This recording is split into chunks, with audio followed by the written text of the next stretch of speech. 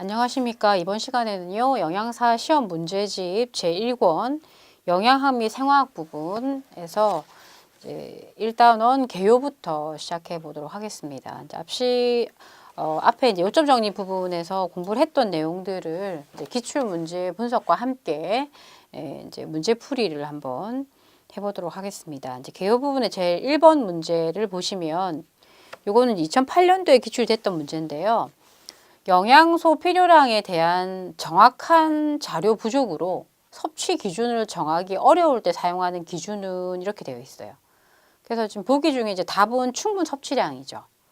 그래서 우리가 이제 한국인 영양 섭취 기준이라는 게 있다고 말씀드렸었고, 한국인 영양 섭취 기준이라고 하는 것은 대다수의 건강한 한국인의 건강을 최적의 상태로 유지하는 데 필요한 영양소 섭취 수준을 보통 한국인 영양 섭취 기준이라고 얘기를 해요. 그래서 한국인 영양 섭취 기준은 이제 평균 필요량, 그 다음에 권장 섭취량, 여기 답에 있는 충분 섭취량, 그 다음에 상한 섭취량, 이게 크게 네 가지로 나눌 수 있다라고 제가 이제 앞쪽에 설명을 드렸었어요. 좀 정리해서. 그래서 평균 필요량 같은 경우에는 이제 대상 집단을 구성하는 건강한 사람들의 일일 영양소 필요량 분포치의 중앙값, 평균값을 말해요. 말 그대로.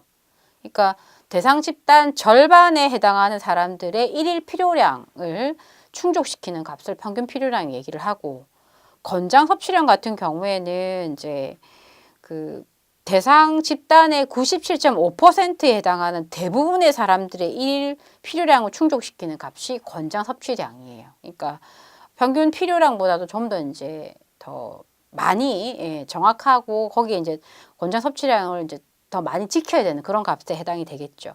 충분 섭취량 같은 경우에는 거기 나와 있는 것처럼 정확한 자료가 부족하다거나, 그래서 또 표준 편차를 구하거나 중앙값을 또 구하기가 어려울 경우에 권장 섭취량을 정할 수 없을 경우에 제시되는 값이 충분 섭취량입니다.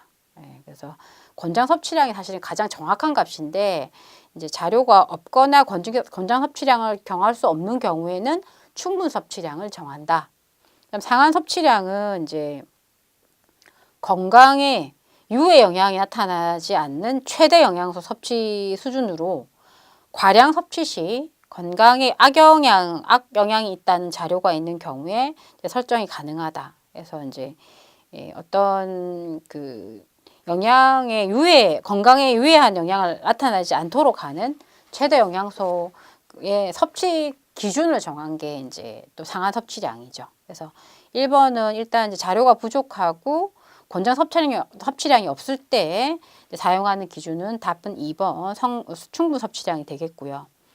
두 번째는 이제 당뇨병과 대사증후군에 걸릴 위험이 증가한다는 판단으로 낮춘 탄수화물의 총 에너지 섭취량의 퍼센테이지는 답은 2번 55에서 65%죠. 그래서 에너지 적정 비율은 탄수화물은 55에서 65, 단백질은 7에서 15, 지질은 15에서 30 이렇게 정해져 있어요. 그래서 이제 그 부분 중에서 이제 탄수화물 부분은 55에서 65가 되겠습니다. 자, 그 다음에 이제 5번으로 가면 세포의 성장 단계에서 비대성 성장에 대한 설명으로 옳은 것은, 우리가 이제 보통 성장을 증식성 성장과 비대성 성장 두 가지로 나눌 수가 있거든요. 그래서 증식성 성장이라고 하는 것은 세포 분열에 의해서 세포 수가 증가하고 DNA량이 증가하는 것. 그 다음에 비대성 성장이라고 하는 것은 세포의 분열은 중지하고 세포의 크기가 커지고 DNA량은 그대로 비교적 일정한 것. 그래서 성장기 아이들 같은 경우 증식성 성장에 해당이 될 테고, 그 다음 비대성 성장은 이제 성인기 이후에 이제 살이 많이 찌거나 그런 것들이 거기에 해당이 되겠죠. 그래서 5번을 보시면 비대성 성장에 대한 설명으로 옳은 것은 1. 세포 수가 증가한다. 이거는 이제 증식성 성장에 해당되는 거죠. 2. DNA량이 증가한다. 이것도 증식성 성장이고, 3. 세포의 크기만 커진다. 답은 3번이죠. 자, 그래서 5번의 답은 3번이고요. 7번 보시면 신체 각 조직의 성장 상태 중 흉선의 성장 곡선은, 일단 이제 그 옆에 그 이제 설명 부분, 설명 부분을 보시면 그 각 문제에 대한 설명이 이제 오른쪽에 나와 있는데 오른쪽 그 표에 보시면 그래프에 보시면 이제 맨 위에 있는 게 림프형, 그다음이 신경형, 중간 세 번째가 일반형, 맨 아래쪽에 있는 것이 성선형 이렇게 나눠지죠. 예, 그 중에서 이제 그 흉선 같은 경우에는 림프형에 해당이 됩니다. 예, 그래서 답은 2번이 되겠습니다. 그래서 보통은 이제 그 신경형 같은 경우에는 그러니까 흉선 같은 것이 림프형에 해당이 되고 이 림프형은 10세에서 12세 때 20세의 2배가 넘는 비율로 성장을 했다가 이제 감소를 하는 거죠. 그러니까 10세 때 10세에서 12세 때 가장 많이 이제 성장을 하는 것이 림프형이고, 그 다음에 이제 신경형 같은 경우에는 이제 보통 두뇌에 해당이 되는데 뇌 4세에서 이제 4세에 세포나 세포수라든가 이런 것들이 이제 많이 최대가 되어서 세포수가 그 이후에 이제 계속 일정한 게 유지가 되니까 4세 때까지 많이 이제 그 증가하게 되고요. 그 다음에 일반형 같은 경우에 이제 우리가 일반적인 키 몸무게 같은 그런 성장 곡선, S자형 곡선을 얘기하는 거고, 성선형 같은 경우에는 이제 12살 때 이후로 이제 청소년기 이후로 급성장하는 것이 이제 성선형에 해당이 됩니다. 자, 그다음에 11번 보면 11번은 이제 그 2008년, 2012년 두 번 그 기출됐던 문제들인데요. 세포 내 소기관 이 부분은 사실 영양 및 생화학 부분이 아니고 생리학 부분에서 이제 나왔던 내용들이에요. 그래서 세포 내 소기관의 하나인 미토콘드리아의 기능, 미토콘드리아의 기능 가장 중요한 1번 기능이 바로 이제 그 에너지 생산이죠. ATP 생산. 그래서 보기에 있는 답은 4번이 되겠습니다. 에너지 생산이 이제 미토콘드리아의 가장 중요한 기능이고, 그 다음에 16번 보시면 다음 특성을 나타내는 물질 이동의 방법. 에너지를 소모한다. 일단은 이제 수동적 이동이 아니고 능동적 운반에 해당이 된다라는 걸 알 수가 있고, 두 번째가 포화 현상이 나타난다. 세 번째 물질 농도가 낮아도 농도가 높은 곳으로 운반된다. 그래서 보통은 높은 곳에 낮은 곳으로 가는 것이 정상적인데 역행한다는 얘기죠. 그다음 모양이 유사한 경우 운반 과정에서 경쟁적 저해가 일어날 수 있다. 그래서 이거는 모두 능동적 운반에 관련된 설명이기 때문에 답은 4번 능동적 운반이 되겠습니다. 그 다음에 이제 17번 보시면 촉진 확산에 대한 설명으로 옳은 것은 1번 에너지를 필요로 한다. 2번 특별한 운반체를 필요로 하지 않는다. 3번 지용성 용질이 세포막을 통과하는 기전이다. 4번 운반체에 대한 포화와 경쟁의 특성을 나타낸다. 5번 농도의 기울기에 역행해서 물질의 운반이 이루어진다. 촉진 확산은 단순 확산하고 같다고 보시면 돼요. 그러니까 일단 에너지가 필요 없고 역행도 하지 않으며 ATP도 필요 없고 매개체도 필요가 없습니다. 대신에 이제 운반체에 대한 포화와 경쟁의 특성을 나타내는 것이 촉진 확산입니다. 17번의 답은 4번입니다. 자, 그 다음에 이제 두 번째 단원이 탄수화물 영양 부분이에요. 탄수화물 부분은 부티알린에 해당 3번을 보시면 인체 내 탄수화물 소화 과정에 대한 설명으로 옳은 것은 1번 위에서 염산에 의해 이당류로 분해된다. 위에서 이당류로 분해되는 과정은 11장에서 이당류로 분해가 돼요. 그러니까 위에서 분해가 되는 건 틀렸고, 그 다음에 이제 두 번째는 입에는 말타아제의 분비로 덱스트린까지 분해가 된다.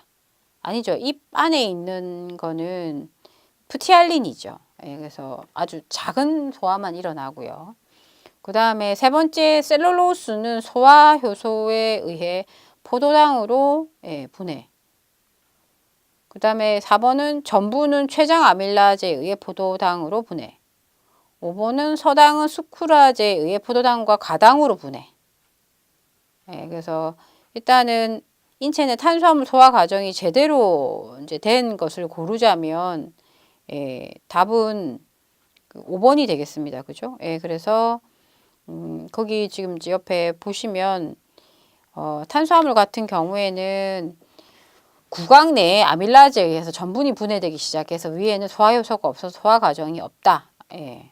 그 다음에 위에가 잘 혼합된 유미즙이 12지장으로 내려오면서 췌장에 있는 아밀라제에 의해서 이당류가 되고 12지장에서 분비된 이당류 분해 효소에 의해서 단당류로 분해가 되어서 나중에 이제 찌꺼기들은 대장으로 간다. 이렇게 이제 볼 수 있습니다. 그래서 서당 같은 경우에는 이제 슈크로스를 서당이라고 얘기를 하고, 예, 슈크로스는 슈크라제에 의해 가지고 나중에 포도당, 그러니까 글루코스와 플락토스로 분해가 됩니다. 그래서 답은 5번이 되겠고, 그 다음에 6번 보시면 당질의 흡수에 대한 설명으로 옳은 것은 1번 과당은 촉진 확산에 의해서 흡수가 된다. 예, 맞습니다. 그 다음에 두 번째는 흡수 속도 가장 빠른 당은 글루코스인 포도당이 아니고 갈락토스죠. 그 흡수 속도를 포도당 100으로 봤을 때 갈락토스가 110이기 때문에 제일 빠르고, 그 다음에 갈락토스는 흡수 과정에서 과당과 경쟁한다. 경쟁하지 않습니다. 서로 포도당과 갈락토스는 능동수송으로 이제 나트륨 펌프에 흡수가 되면 그 과정에서 서로 경쟁을 하게 되죠. 그 다음에 흡수된 단당류는 유비관을 통해 문맥으로 간다. 단당류는 모세혈관을 통해서 문맥으로 가죠. 그 다음에 일반적으로 5탄당 6탄당보다 빨리 흡수된다. 거꾸로죠. 6탄당이 더 빨리 흡수가 됩니다. 일반적으로 이제 글루코스, 플락토스, 갈락토스가 6탄당에 해당이 되고 5탄당자는 리보스나 자일로스가 5탄당이거든요. 그래서 6탄당인 단당류들이 더 빨리 흡수가 되죠. 그래서 설명은 옳은 것은 1번이고요. 그 다음 7번 보시면 장벽을 통과하는 당류는 단당류가 다 장벽을 통과하죠. 그러니까 답은 1번. 예. 과당인 글루코스, 그 이외에도 플락토스나 갈락토스 거기에 해당이 되겠죠. 자, 그 다음에 11번 보시면 포도당의 흡수가 과당의 흡수보다 빠른 이유는, 아까 흡수 속도가 이제 포도당이 100이었고 그 다음에 플락토스인 과당이 43이었습니다. 그죠? 예. 물론 글루코스보다 더 빠른 게 갈락토스 110이었는데 어쨌든 포도당은 100, 그 다음에 과당은 43의 흡수 속도를 갖고 있는데, 그럼 포도당이 더 빨리 흡수되는 이유가 뭐냐면 답은 2번 능동수송을 하기 때문입니다. 그래서 글루코스하고 갈락토스는 능동수송을 합니다. 그래서 흡수 속도가 100, 110으로 빠르고, 플라토스 같은 경우에는 단순확산 또는 촉진확산을 하기 때문에 속도가 느린 겁니다. 그래서 11번의 답은 2번이고요. 자, 그 다음에 16번으로 가면 식사하여 섭취한 당질은 간에 그러니까 글루코스가 저장되는 형태는 글리코겐이죠. 간에 저장이 되고 혈액 내에서는 글리코겐이 아니고 글루코스 그대로 저장이 되죠. 존재를 하고 여부는 다시 지방으로 전환이 되어서 저장이 되죠. 그래서 가로 안에 있는 거 순서대로 하자면 4번 글리코겐, 포도당, 지방 이렇게 이제 얘기를 할 수가 있겠습니다. 그러니까 글루코스가 여러 가지 형태로 이제 바뀌어서 저장이 된다는 거죠. 그러니까 혈액에는 그대로 있고 간이나 그 다음에 이제 근육에서는 글리코겐으로, 그 다음에 여부는 나중에 지방으로 바뀌고, 그래서 16번의 답은 4번이 되겠고요. 그 다음에 이제 21번으로 가면 혈당을 낮추는 호르몬, 그 다음 혈당을 높이는 호르몬에 대한 것들이 이제 기출이 간혹 되고 있기 때문에 뭐 잘 아시겠지만 혈당을 낮추는 호르몬 인슐린이죠. 답은 1번이고, 그 다음에 이제 저혈당이었을 때는 혈당치를 올려야 되죠. 그런 경우에는 거기에 해당이 되는 이제 관여가 되는 호르몬은 글루카곤, 에피네프린, 글루코콜티코이드, 콜티코이드, 그 다음에 갑상선 호르몬, 그 다음 성장 호르몬 이런 것들이 혈당을 올리는 호르몬이죠. 그래서 2006년도에 혈당을 올리는 상승시키는 호르몬을 묻는 문제가 기출이 됐었어요. 그래서 그거는 다 알고 계셔야 되겠고, 그 다음에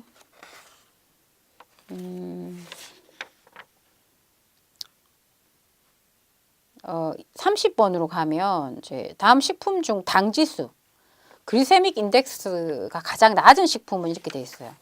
글리세믹 인덱스라고 하는 것은 이제 글루코스가 혈액으로 들어와서 나중에 이제 몸으로 흡수됐을 때 그 흡수되는 속도를 수치로 나타낸 거죠. 예, 그래서 이제 글루코스를 100으로 봤을 때 식이섬유소라든가 복합 다당류일수록 몸으로 흡수되는 속도가 낮기 때문에 수치가 더 낮고, 그러니까 수치가 낮을수록 우리 몸에 천천히 흡수가 되기 때문에 이제 그 인슐린에 대한 어떤 그런 스트레스를 훨씬 덜 받는, 덜 주는 그런 음식으로. 그래서 당뇨가 있는 분들 같은 경우에는 GI 지수, 그러니까 글리세믹 인덱스가 낮은 음식을 먹는 것이 도움이 된다, 이렇게 얘기를 했고, 30번의 보기 중에서 감자, 건포도, 사과, 오렌지, 흰빵 중에서 GI 지수가 가장 낮은 것은 사과가 되겠습니다. 그래서 생각보다 감자가 높죠. 그래서 답은 3번이 되겠고요. 자, 그 다음에 33번 보시면 다음의 기능을 수행하는 영양소는 핵산의 구성 성분, 단백질 절약작용, 케톤증 예방, 혈당 조절 장애. 답은 2번 당질이 되겠습니다. 그죠? 일단은 제일 중요한 게 1번이 단백질 절약작용이죠. 물론 에너지원으로 사용된다는 것도 있지만, 그 다음에 이제 혈당 조절에 관련이 되는 것들, 그런 것들이죠. 그래서 33번의 답은 2번 당질이 되겠고요. 그 다음에 36번으로 가시면 체내에서 당질의 역할을 옳은 것은 1번 체내 구성의 10%를 구성한다. 10%가 아니고 1%죠. 혈액에서는 0.1% 정도가 포도당으로 이제 존재하고, 체 구성에서는 1% 정도를 차지하는 것이 당질입니다. 그 다음에 2번은 점액에 함유된 뮤신의 주요 성분이다. 맞습니다. 2번이 맞고, 3번 갈락토스는 RNA, DNA 구성 성분이다. RNA, DNA 구성 성분은 갈락토스가 아니고 오탄당의 리보스죠. 그 다음에 4번 혈액 내에 포도당이 1% 정도 함유하고 있다. 1%가 아니고 0.1%죠. 5번 세포막 구성 성분으로 세포막의 이중층을 이루고 있다. 당질은 세포막 이중층을 이루고 있는 것은 지방이고요. 당질 같은 경우에는 세포 표면에 있죠. 그래서 5번은 틀렸고, 36번의 답은 2번이 되겠습니다. 자, 그 다음에 43번으로 가면 반추동문의 에너지원으로 이용이 되며 성인병 예방에 효과적인 당질은 이렇게 돼 있어요. 요거는 이제 일단은 성인병 예방에 관련이 되는 당질은 바로 불용성 식이섬유소이죠. 식이섬유소입니다. 불용성 식이섬유소이고, 덱스트린, 전분, 셀룰로스, 팩틴, 헤미셀룰로스 중에서 불용성 식이섬유소에 해당이 되는 것은 셀룰로스이죠. 그래서 이제 답은 43번의 답은 3번이 되겠고요. 자, 그 다음에 식이섬유소 같은 경우에는 이제 우리가 보통 불용성 식이섬유소는 셀룰로스 말고도 헤미셀룰로스, 그다음 리그닌, 이런 이제 그 식물의 줄기, 곡류의 껍데기층, 과일 껍질 이런 데 많이 들어가 있고, 일단 배변량을 증가시키고 대장암 예방에 효과가 있고요. 그 다음에 장 통과 시간을 단축하는 그런 효과가 있는 것이 불용성 식이섬유소이고, 수용성 식이섬유소는 주로 과일류에 많이 들어있는 해조류하고, 팩틴이 가장 대표적이죠. 팩틴, 검, 알긴산 같은 것들. 그래서 수용성 식이섬유소 같은 경우는 일단 만복감을 준다. 포만감을 주는 역할들을 하고, 그 다음에 이제 콜레스테롤 수치를 낮추고, 그 다음에 변비 예방이나 완화에 도움을 주는 것이 수용성 식이섬유소인 팩틴, 검, 알긴산이다. 그래서 43번의 답은 불용성 식이섬유소인 3번 셀룰로스가 답이 되겠습니다. 그 다음에 55번을 보면 수용성 식이섬유소인 것은 예, 답은 4번 팩틴이죠. 조금 전에 말씀드렸죠. 팩틴, 검, 알긴산. 요거가 2006년, 2009년, 2010년 계속 기출이 됐었기 때문에 이거는 다 암기를 하시는 것이 좋겠고요. 그 다음에 이제 57번 보시면 식이섬유에 대한 설명으로 옳은 것은 1. 수용성 식이섬유소는 배변량을 증가시킨다. 배변량을 증가시키는 것은 불용성 식이섬유소이죠. 예, 그래서 이제 배설이 빨리 되도록 분해되지 않고 배설이 되기 때문에 배변량을 증가시키고, 두 번째는 칼슘, 철 등과 무기질의 흡수를 촉진한다. 이거는 지금 아무 관련이 없는 내용이에요. 그 다음에 3번 팩틴은 당지 섭취 후 혈당을 급격히 상승시킨다. 거꾸로죠. 혈당 상승을 지연시키는 역할을 하는 것이 팩틴이고요. 4번 대장에서 분해되어 중세 지방산 및 가스를 생산한다. 그러니까 이거 식이섬유소가 대장에서 분해가 되지는 않죠. 예, 않고 배변으로 그냥 나옵니다. 5번 수용성 섬유소는 혈청 콜레스테롤 농도를 낮춘다. 그렇죠? 예, 만복감을 주고 혈청 콜레스테롤 수치를 낮추고 변비를 예방한다. 자, 그다음에 그래서 이제 탄수화물 대사로 갑니다.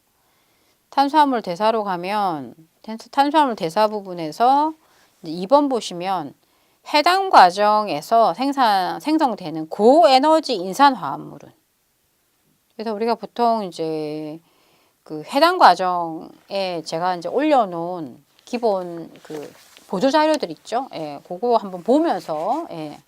그래서 해당 과정에서 이제 고에너지 인산화합물이라는 게 이제 포스페이트가 붙은 거를 얘기를 하는 거예요. 근데 이제 포스페이트가 이제 지금 붙은 것 중에서 가장 고에너지 인산화합물은 해당 과정에서 포스포에놀 피루베이트예요. 그 다음에 1,3-디포스포그리세레이트.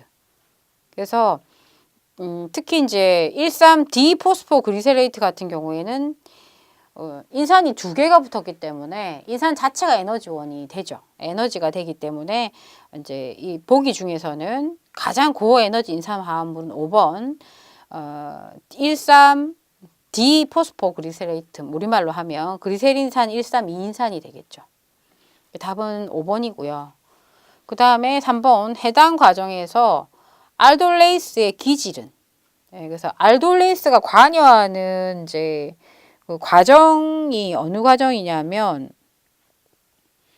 이게 보통 그 플락토스 해당 과정에서 플락토스 16디포스페이트를 기준으로 해서 나중에 그리셀 알데하이드 3포스페이트가 되거든요. 예, 그래서 우리가 이제 포도당 글루코 6포스페이트가 되고, 그 다음에 플락토 6포스페이트가 되죠. 예, 그 다음에 이제 플락토 16디포스페이트가 되고, 그것이 이제 알돌레이스에 의해가 두 가지로 나눠지죠. 예, 그래서 과당 162인산이 이제 그리셀 알데하이드 3포스페이트가 되고, 디하이드록시 아세톤 디하이드록시 아세톤 포스페이트 두 가지로 나눠지는데, 그때 관여하는 것이 알돌레이스예요. 그래서 알돌레이스의 기질이 되는 것은 바로 과당 162인산이 되겠죠. 그러니까 플락토스 16디포스페이트가 되는 겁니다. 그래서 그 제가 보조 자료로 올려준 그 자료를 보면서, 그래서 3번의 답은 3번이 되겠고요. 그 다음에 이제 4번 보시면 당질 대사에서 해당 과정에 관한 설명으로 옳은 것은 1번 세포의 미토콘드리아에서 일어난다. 해당 과정은 어디서 일어나죠? 세포질에서 일어나죠. 그 다음에 2번 해당 과정은 호기적 조건에서 일어난다. 호기적, 그다음 현기적 조건에서 다 일어나죠. 세 번째, 포도당이 분해돼서 피류부산을 형성한다. 그렇죠? 피류부산을 형성해서 현기적 상태로 가면 이제 락테이트를 만들게 되고, 호기적 상태로 가면 TCA 사이클로 들어가게 되죠. 그래서 답은 3번이고, 4번 피류부산의 현기적 조건에서 아세틸코에이로 전환된다. 현기적 조건이 아니고 호기적 조건이죠. 그 다음에 5번 한 분자의 포도당은 해당 과정 중에 32개의 ATP가 아니고 2개의 ATP를 생산합니다. 그래서 이제 ATP를 2개를 소모를 하고, 그 다음에 네 개의 ATP가 만들어지고, 예, 그래서 이제 최종적으로 소모가 된 게 2개, 만들어진 게 4개이기 때문에 4 빼기 2를 해서 2개의 ATP가 해당 과정 중에서 만들어진다 이렇게 계산할 수 있어요. 그래서 4번의 답은 3번이 되겠고, 그 다음에 6번 보면 해당 과정에서 ATP를 소모하는 반응에 관여하는 요소는, 소모하는 반응은 초기 앞쪽 단계에서 ATP가 2번 소모가 되죠. 예, 그래서 이제 답을 찾자면 이제 포도당에서 포도당 6포스페이트가 되는 과정, 그때 이제 관여하는 효소가 헥소카이네이스죠. 예, 그 다음에 또 플락토스 6포스페이트가 플락토스 16D 포스페이트가 되는 과정, 이때 관여하는 효소가 포스포플락토카이네이스예요. 예, 그때 이제 또 ATP가 들어가게 되죠. 예, 그래서 결국은 이제 인산을 붙이는 과정 중에 ATP가 소모가 된다 이렇게 보는 거죠. 그래서 그때가 관여되는 효소를 2개 다 찾자면 헥소카이네이스하고 포스포플락토카이네이스, 2가지가 되겠습니다. 그래서 답은 2번이 되겠고요. 그 다음에 아까 그 4번에 있던 4번 문제 같은 경우 2009년도에 기출됐던 문제예요. 자, 그 다음에 9번으로 가면 요건 2006년, 2008년 2번 기출됐던 문제인데, 해당 과정에서 비가역적으로 일어나는 반응으로 옳은 것은, 그러니까 이제 해당 과정 중에서 비가역적으로 일어나서 당 신생 시에 우회해야 하는 반응이 이제 3군데가 있었어요. 그러니까 해당 과정하고 그다음 당 신생 반응하고 이제 그 과정이 완전 똑같지 않죠. 가역적이지 않죠. 똑같이 해당 과정 갔다가 다시 거꾸로 똑같이 당 신생이 일어나는 게 아니라는 겁니다. 거기서 이제 비가역적으로 일어나는 것이 거기 지금 풀이 과정에 나와 있는 것처럼 그 3가지 과정들이 이제 그 당 신생 과정에 관련된 프린트물을 이제 찾아서 보시면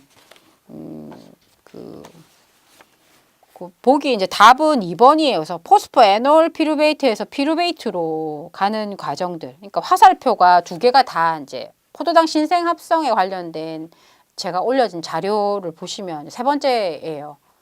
해당 과정 다음에 TC 다음에 이제 포도당 신생 합성이 나오는데, 거기서 진한 화살표가 있고 그냥 좀 연한 화살표, 아래로 내려온 연한 화살표는 이제 보통 해당 과정이고, 그 다음에 진하게 위로 이렇게 올라가는 화살표가 신생 합성이에요. 그래서 요게 지금 이제 가역적으로 일어나는 단계는 화살표가 위와 아래로 2개 다 있는 데는 이제 가역적으로 일어나는 거고, 비가역적으로 일어나는 데가 지금 보면 피루베이트에서 포스포 에놀 피루브산으로 가는 과정이 있고, 예. 그 다음에 이제 또 거기 보시면 뭐 아세틸 포스포 글루코스가 거기 지금 이제 그 화살표가 2개가 이제 다 안 되는 과정들만을 찾다 보니까 이제 답은 포스포 에놀 피루베이트에서 피루베이트로 가는 피루베이트로 가는 그 과정들이 있고, 그 다음에 피루베이트에서 아세틸 코에로 가는 과정, 그 다음에 아세틸 코에에서 또 시트르산으로 가는 과정, 이제 그런 과정들이 다 이제 그 비가역적인 반응에 해당이 된다. 그러니까 화살표가 2개가 다 없는 과정들이 비가역 반응에 해당이 됩니다. 그래서 보기에서 답을 찾자면 이제 2번이 되겠습니다. 그래서 포도당 신생에 있는 그 지금 그림 있잖아요. 그 그림도 화살표가 2개 있는 데랑 그다음 화살표가 하나만 있는 데랑, 특히 화살표가 하나만 있는 데는 이게 이제 시험에 자주 출제가 되는 부분이기 때문에 암기를 하시는 것이 좋겠습니다.